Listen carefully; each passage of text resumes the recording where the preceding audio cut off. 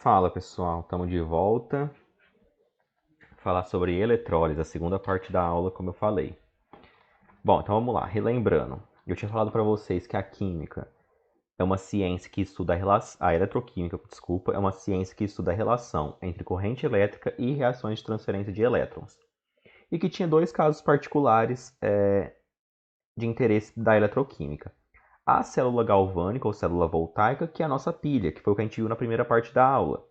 Qual que era o princípio? Era uma ocorrência de reação de óxido-redução espontânea que produzia corrente elétrica, porque o elemento que sofria a oxidação liberava elétrons para reduzir o elemento que sofria a redução, e essa passagem de elétrons constituía a corrente elétrica. O segundo caso de interesse é a nossa segunda parte da aula, é a célula ou célula eletrolítica. E qual que é o princípio dela? É a ocorrência de uma reação de óxido-redução não espontânea.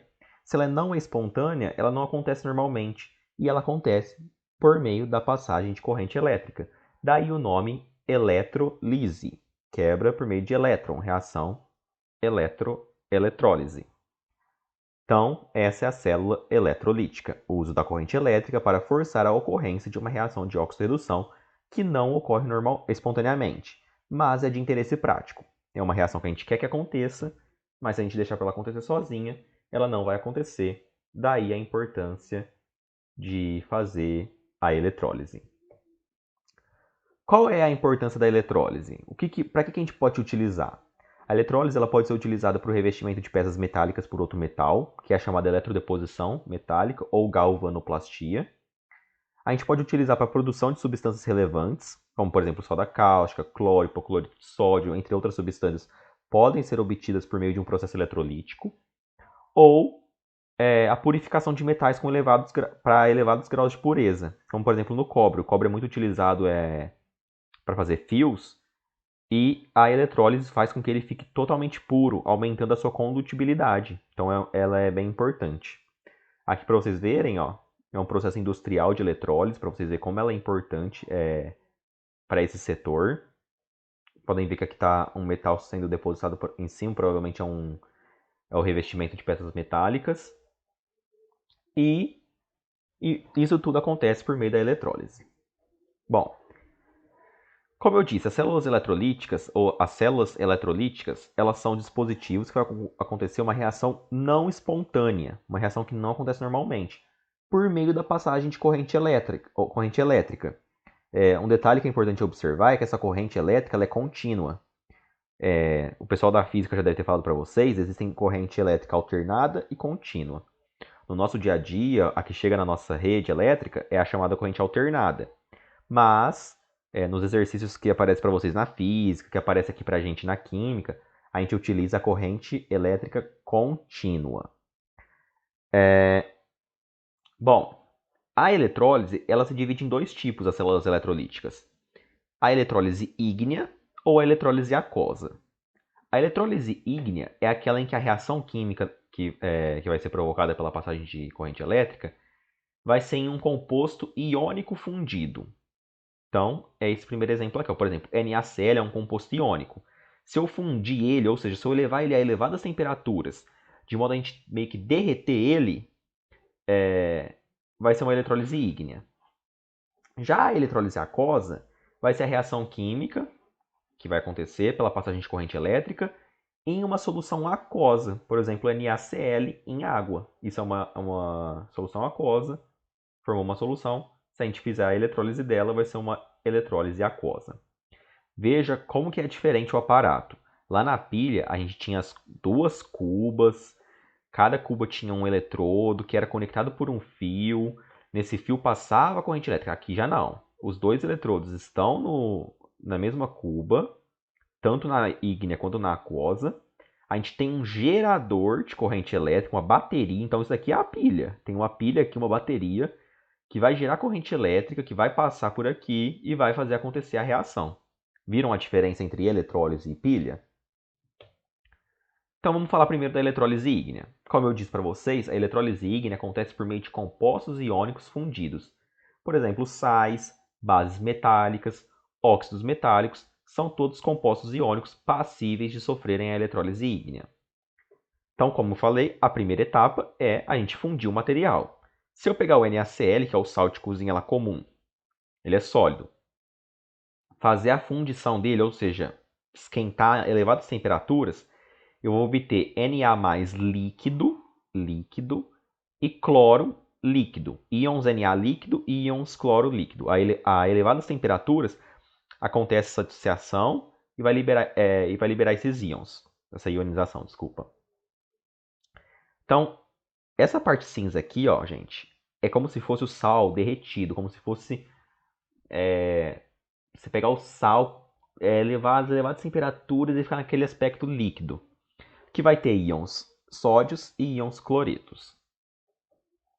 Como eu tenho um gerador que tem um polo positivo e um polo negativo, é estabelecida uma corrente elétrica do polo positivo para o polo negativo. Então está nesse sentido. A passagem dessa corrente elétrica vai fazer acontecer a deposição, vai fazer acontecer a eletrólise. Como que isso acontece? Fundir o composto. Isso vai fazer com que esteja naquela solução cátions e ânions.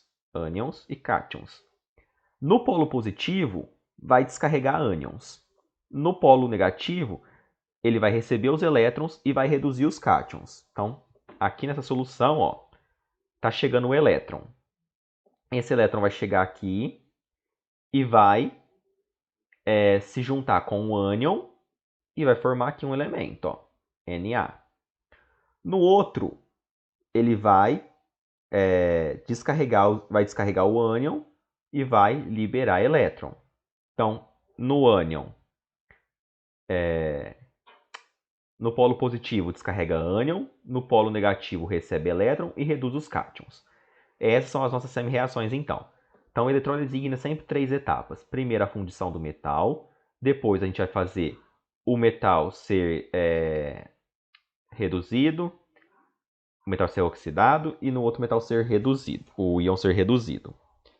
A gente corta aqui os elétrons, soma as reações e é isso que a gente corta aqui o cloro, né? E é isso que a gente obtém. Esse é o processo. Então, do NaCl, por meio da eletrólise ígnea, eu consegui obter sódio sólido e gás cloro. Esses compostos, por exemplo, podem ser usados para algum objetivo específico da indústria. É para isso que serve uma eletrólise. Veja que aqui a nomenclatura dos eletrodos segue a mesma coisa. Cátodo reduz, ânodo oxida. Quem é que está oxidando? É o cloro. Então, esse eletrodo positivo, ele é o nosso ânodo. E aqui, quem está reduzindo é o negativo, que é o nosso cátodo. Percebam, nesse caso, cátodo reduz, ânodo oxida foi mantido, beleza. Mas o polo da pilha, o polo sofreu alteração, o polo do eletrodo sofreu alteração em relação à pilha. Na eletrólise, o polo que sofre oxidação, o ânodo, é positivo. E o que sofre redução é negativo. O cátodo é negativo. É o inverso da pilha. Então, lá na pilha eu falava assim para vocês, ó, cátodo reduz, ânodo oxida. Sendo que o ânodo lembra ânion, ânion é negativo, então ânodo é o polo negativo. Aí você tem que pensar que para a eletrólise, isso é o contrário. Então, ó, na eletrólise, no ânodo descarrega ânions, e assim ele é o polo positivo. Ânion descarrega ânions, e ele é o polo negativo, positivo.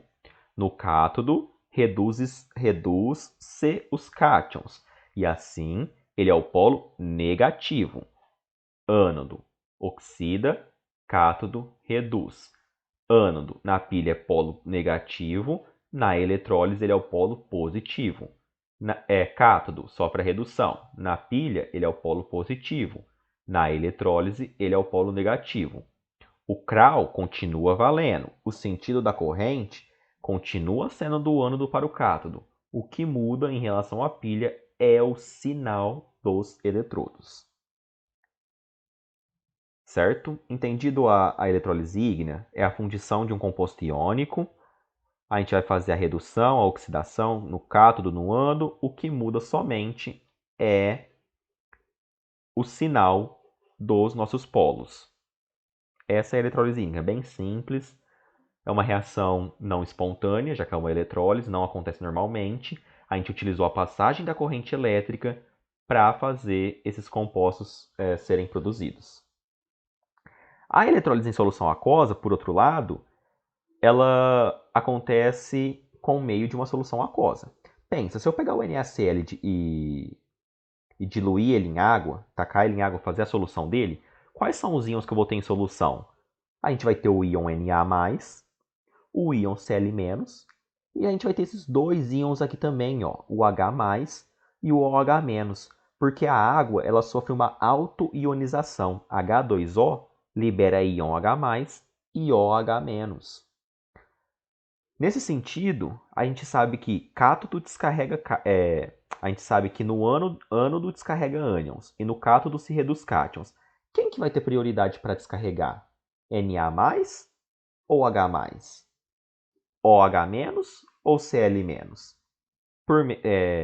Devido a essa dúvida, a gente tem que conhecer a fila de prioridade de descarga. Bom, no cátodo, a gente vai ter a redução de cátions. E no ânodo a gente vai descarregar ânions. Qual que é a prioridade? 1A é menor que 2A, que é menor que alumínio, que é menor que H+, que é menor que em relação a qualquer outro cátion. No ânodo, íon ânion fluoreto, ânions oxigenados, OH- e demais ânions. Ou seja, no cátodo, 1A, elementos da família 1A, 2A ou alumínio nunca vai descarregar, porque o H+ tem prioridade maior na fila. E no ânodo, fluoretos e ânions oxigenados nunca vão descarregar, porque o OH- da água tem prioridade. A gente está falando de solução aquosa, sempre vai ter H+ e OH-. Por isso que eles estão grifados aqui em vermelho. Você tem que ver em relação a eles de quem que é a prioridade. Vamos fazer um exemplo para vocês verem como que é. Antes do exemplo, só mostrar para vocês aqui, ó, a água sofre autoionização, liberando H+ e OH-. Se ela sofrer lá no cátodo a sua redução, como que é? O H+ pega o elétron e forma meio hidrogênio gasoso. Se no ânion ela for a que sofre a oxidação, o OH- vai gerar água, oxigênio e 2 elétrons. Infelizmente, isso daqui ó, vocês têm que decorar, essas descargas dos íons da água. Então, decora aí, ó, H+, mais elétron formando meio hidrogênio, 2 OH- formando água, oxigênio e 2 elétrons. Meio oxigênio e 2 elétrons. Vamos fazer aqui um exemplo, ó. Então, primeiro, fazer vários exemplos para vocês verem. Primeiro passo de tudo, fazer a ionização ou dissolução do composto. Depois, eu faço a autoionização da água. Separo os cátions e os ânions presentes. Vejo quem tem a prioridade de descarga. Eu lembro que no cátodo descarrega cátion e no ânion descarrega ânion. Balanceio o número de elétrons e faço a equação global. Vamos ver? Vamos lá. Primeiro passo, eu faço, por exemplo, aqui, a solução aquosa de NiCl2. Faço a dissociação do eletrólito. NiCl2 libera Ni2+, mais 2Cl-. Beleza. A autoionização da água fornece para a gente H+ e OH-, que seria o nosso segundo passo. O terceiro passo é separar os cátions e os ânions. Quem são os nossos cátions presentes? H+ e Ni2+. Quem são os nossos ânions? OH- e Cl-. Quarto passo, analisar quem tem prioridade de descarga. Vamos lá primeiro no cátion. O cátion a gente tem H+ e o Ni2+. O Ni, ele é da família 1A? Não é. Vocês vão olhar lá na tabela periódica. Ele é da família 2A? Também não é. Ele é o alumínio? Não é. Então ele está aqui, ó, demais cátions. Logo, ele tem prioridade em relação ao H+. É ele que vai descarregar. E você faz um círculo assim, ó, para você não esquecer. Analisa o ânion. OH- e Cl-. O Cl- é flúor ou ânion oxigenado? Não. Ou seja, ele tem prioridade sobre o OH-. Então você circula ele, que ele que vai descarregar. Então a gente tem que fazer as descargas, que é o quinto passo. No cátodo descarrega cátion. Quem é o nosso cátion? Ni2+. Então a reação que acontece no cátodo é Ni2+, mais 2 elétrons formando o níquel metálico. No ânodo descarrega ânions. Quem é o nosso ânion? Cl-. Cl- vai virar o cloro, o Cl2, e vai liberar 2 elétrons, vai sofrer essa redução. Balanceia certinho, corta os elétrons, corta aqui o Ni e o Cl2. A equação global é NiCl2, formando níquel metálico e cloro. Essa é a obtenção. Vou fazer mais um exemplo, talvez isso não tenha ficado tão claro. Vamos lá. Eletrólise de uma solução aquosa de AgNO3. Qual que é o nosso primeiro passo? Fazer a dissociação do eletrólito. AgNO3 libera para a gente o íon Ag e NO3-. Beleza. Segundo passo, fazer a autoionização da água. A água vai liberar para a gente água, gerando H+, e OH-. Terceiro passo, separar os cátions e os ânions presentes. Quem é os nossos cátions presentes? Ag+, e H+. Lembra que cátion é o íon com carga positiva. Quem é os nossos ânions presentes? NO3- e OH-. Certo. Quarto passo, analisar quem é que vai descarregar vendo a fila de a fila de preferência. Cátodo. O Ag+, a prata, ela é da família 1A, 2A ou alumínio? Não, ele não é. Então ele está lá nos demais cátions, ele tem preferência de descarga. NO3-, ele é o íon fluoreto ou um íon oxigenado? Ele é um íon oxigenado, ele tem oxigênio. Logo, ele não tem prioridade de descarga. Quem tem, é o OH-. Então, quem vai sofrer as descargas é Ag+, e OH-. No cátodo, descarrega cátion. Então, a gente pega lá no cátodo e faz Ag+, mais elétron, formando a prata. Depois a gente faz o balanceamento certinho. E o OH- vai sofrer a descarga. Como eu falei para vocês, a da água a gente tem que decorar. Eu passei nesse quadrinho, 2 OH-, formando água, mais meio oxigênio, mais 2 elétrons.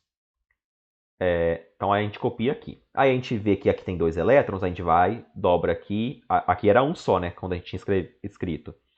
A gente dobra e vira 2 elétrons. Só que para a gente cortar aqui essa prata, a gente tem que dobrar aqui, então a gente vai acabar dobrando tudo. Balanceamento aí vocês fazem, vocês aprenderam certinho na estequiometria. O importante é balancear os elétrons, cortar eles, cortar o que está no reagente, o que está em produto, e obter a reação global. Mais um exemplo. Solução aquosa de Ki. Vamos lá. Primeiro passo, a dissociação do eletrólito. Ki vai dar para a gente o K+, e o I-. Segundo passo, a autoionização da água. Sempre dá para a gente H+, ou H-. Separar os cátions e os ânions presentes. Quem são os cátions? H+, e K+.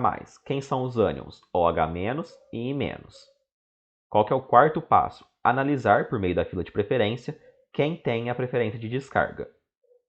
Quem são os cátions? H+, e K+. K+ é da família 1A, 2A ou é o alumínio? Sim, ele é da família 1A. Assim, o íon hidrogênio tem preferência de descarga. Então, não vai ser o K+. O ânion. O ânion de iodo, o iodeto, ele é flúor ou ânion oxigenado? Nenhum dos dois. Logo, ele que tem a preferência de descarga em relação ao H. Lembra aqui da filinha. Então, vamos lá. No cátodo, descarrega cátion. Pega lá o do H+, como eu falei para vocês. Vocês têm que decorar que H+, mais elétron vai dar para a gente o nosso H2. O do iodo vai se formar em I2 mais 2 elétrons. A gente balanceia certinho os elétrons, vai fazer os cortes de produto e reagente e vai obter a reação global do nosso processo. Certo, pessoal? Mais um exemplo. Na2SO4. Primeiro passo, fazer a dissociação do nosso eletrólito. Ele não colocou aqui, mas vai liberar Na+, e SO4 2-. Segundo passo, fazer a autoionização da água. Como que ela é? Ela libera H+, e OH-. Separar os cátions dos ânions. Quem são os nossos cátions? Vai ser H+, e Na+. Quem são os nossos ânions? Vai ser OH- e SO4 2-. Quarto passo, analisar a prioridade de descarga. Entre Na+ e H+, quem tem prioridade? O Na+, se vocês lembrarem, ele é da família 1A. Logo, o H+ tem maior prioridade de descarga. Então, a gente circula o H+. Entre o OH- e SO42-, o SO42-, se vocês forem ver, ele é um ânion oxigenado. Logo, o OH- tem prioridade de descarga. No cátodo descarrega cátions, no ânion descarrega ânodos. Então a gente faz a descarga. Aqui no ânodo, aqui os dois casos vai ser os íons da água, que é aqueles casos que eu falei que a gente tem que decorar a semi-reação. A gente coloca, balanceia certinho os elétrons, faz os cortes e obtém a reação global. Veja que se eu fizer uma eletrólise de solução aquosa de um composto que tem um ânion oxigenado com um íon da família 1A, 2A ou alumínio, a gente vai ter no final a reação de eletrólise da água. A gente vai conseguir separar a água em H2 e oxigênio. Bom, gente, fiz 4 exemplos, espero que tenha ficado claro para vocês. É só seguir esse passo a passo sempre. Fazer a ionização ou dissolução do composto, fazer a autoionização da água, separar os cátions e os ânions presentes, sendo que um cátion sempre vai ser o H+, e um ânion sempre vai ser o OH-. Analisar quem tem prioridade de descarga por meio dessa filinha aqui que eu montei, ó, anota ela aí. Lembrar que no cátodo descarrega cátion, no ânion descarrega ânion. E balancear o número de elétrons para fazer os cortes e obter a reação global, que vai ser a soma das semi-reações.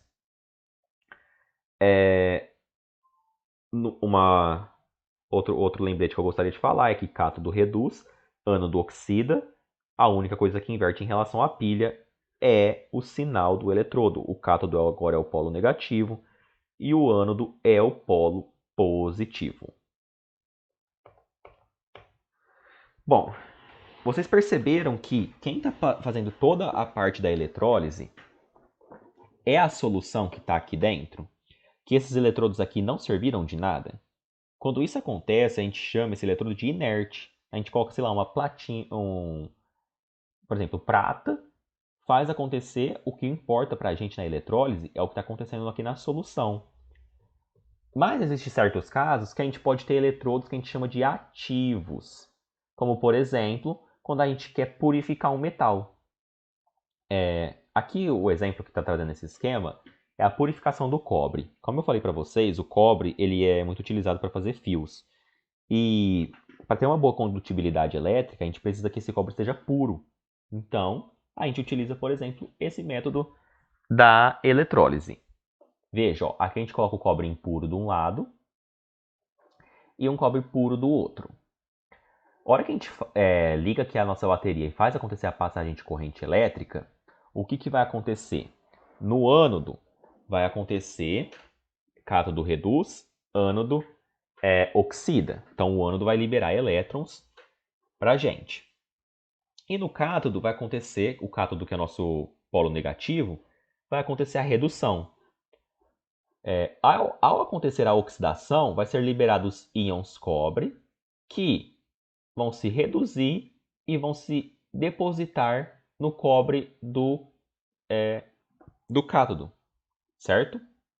Aí você vai obter aqui um cobre puro, enquanto ali o cobre impuro vai estar liberando para a gente esses íons cobres e alguns outros íons, né? Por exemplo, uma das impurezas que pode ter ferro, zinco, prata e ouro vão ser liberados também. Prata e ouro são metais nobres que não oxidam e se depositam no fundo do recipiente. Nesse caso, eles vão formar para a gente o que a gente chama de lama anódica. Por exemplo, aqui a gente forma a lama anódica.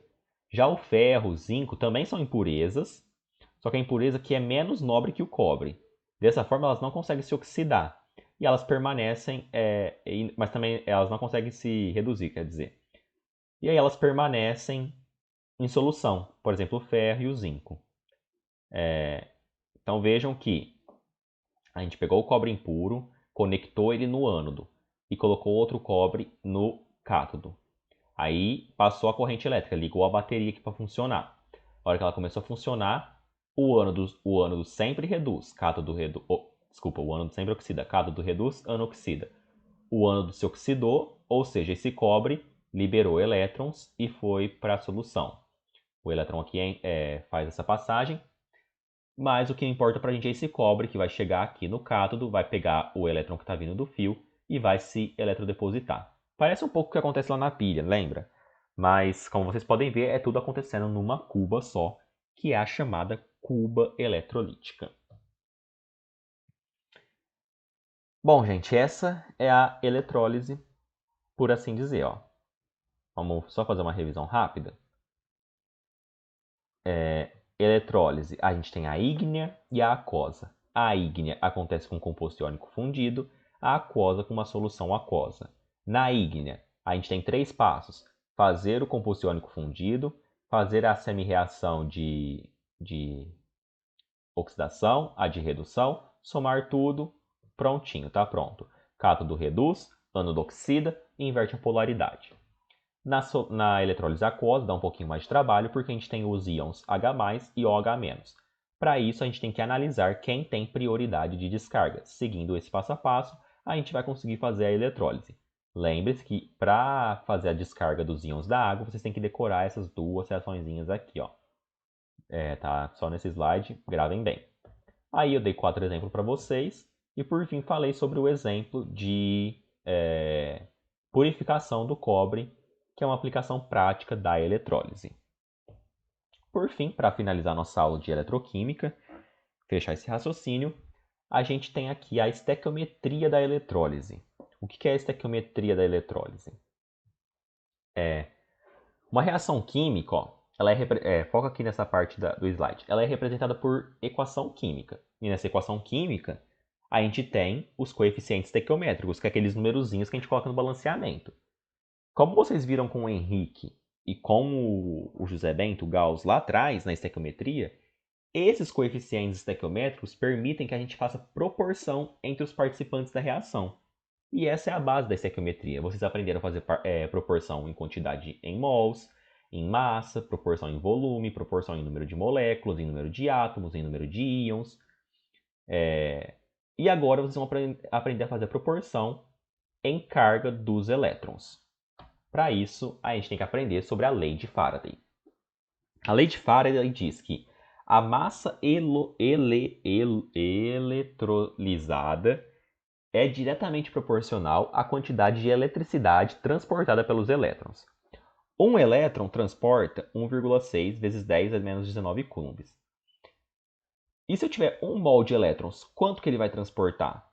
A gente fazendo essa multiplicação, a gente chega em 96.500 coulombs. Isso é a constante de Faraday.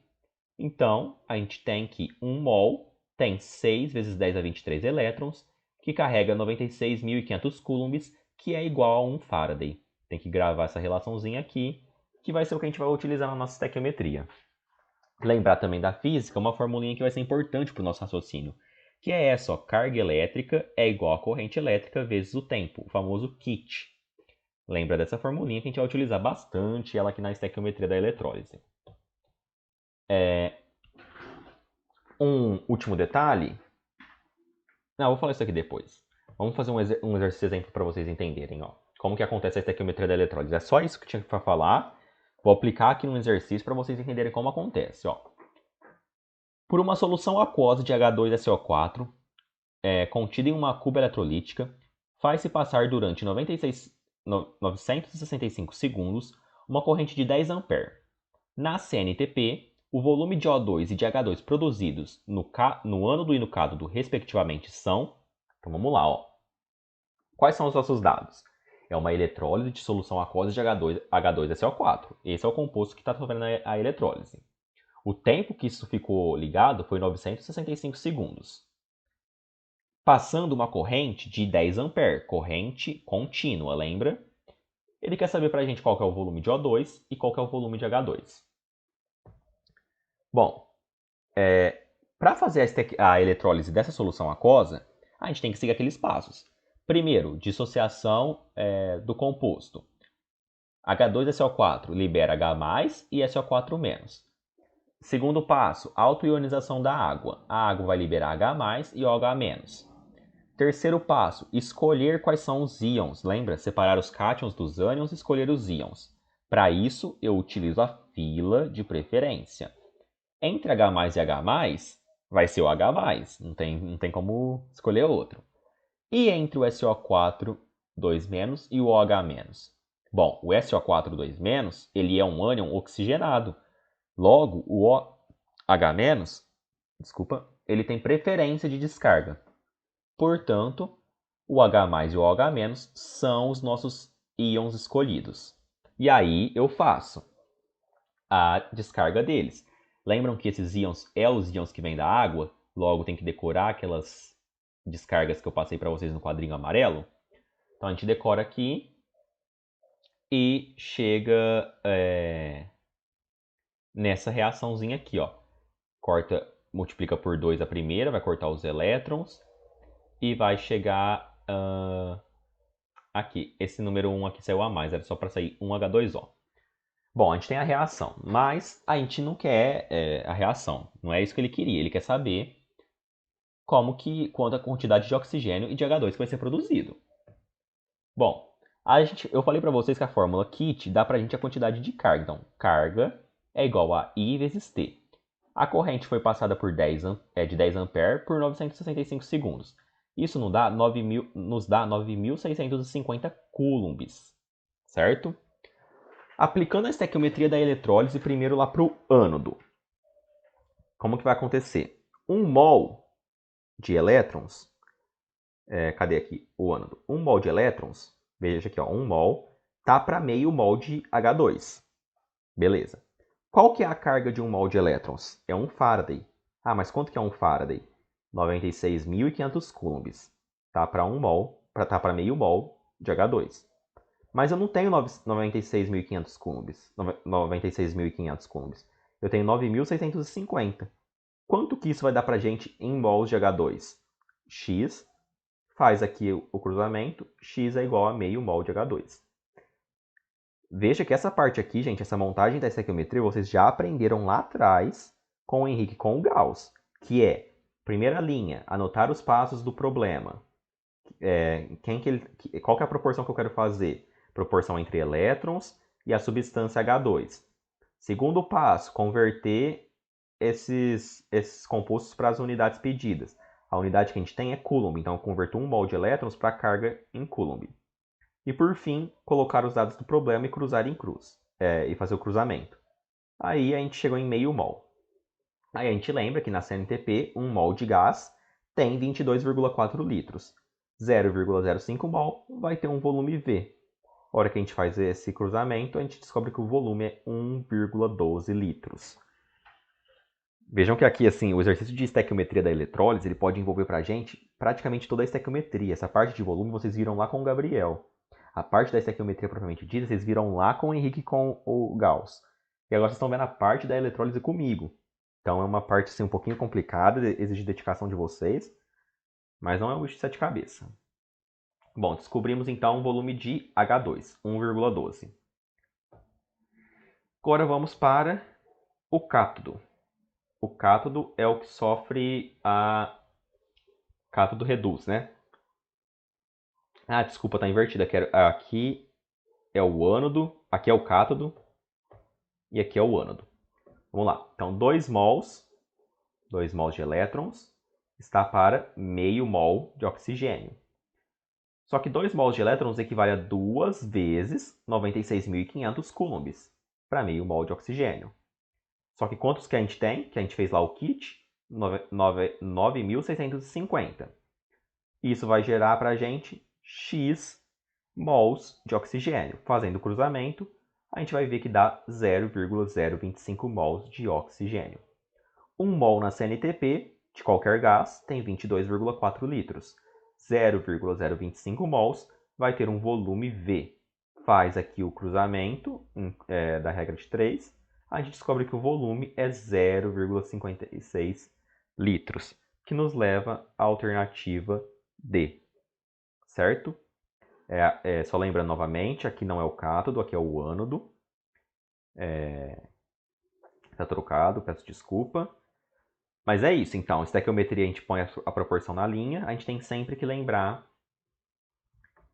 dessa daqui, ó. 1 mol é a mesma coisa que 6 vezes 10 a 23 elétrons, que tem 96.500 coulombs, que tem 1 Faraday ao todo. Às vezes ele não vai pedir em coulomb, às vezes ele vai dar em Faraday pra gente.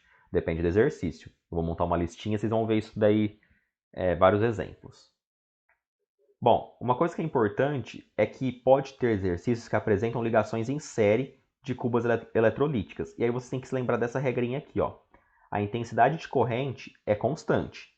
Se a corrente é constante e elas vão estar funcionando pelo mesmo tempo, a carga também é constante.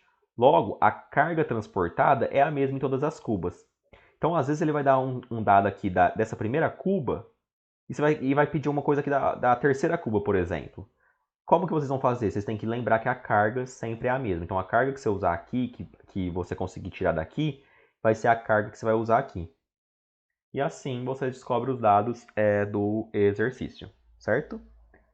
Então é isso. Espero que vocês tenham entendido. Aqui a referência foi o Tito e Canto novamente. Essa parte, então, de eletroquímica, a gente fechou o assunto. Vocês viram com o Gabriel Knox, óxido, redução e balanceamento. Comigo vocês viram na primeira parte a pilha. E na segunda parte a eletrólise, que é se dividida em eletrólise ígnea e eletrólise aquosa. Qualquer dúvida eu estou à disposição no WhatsApp. Vou mandar uma lista de exercícios para vocês. E fiquem à vontade para tirar as suas dúvidas e esclarecimentos. Boa noite, pessoal, e tchau, tchau.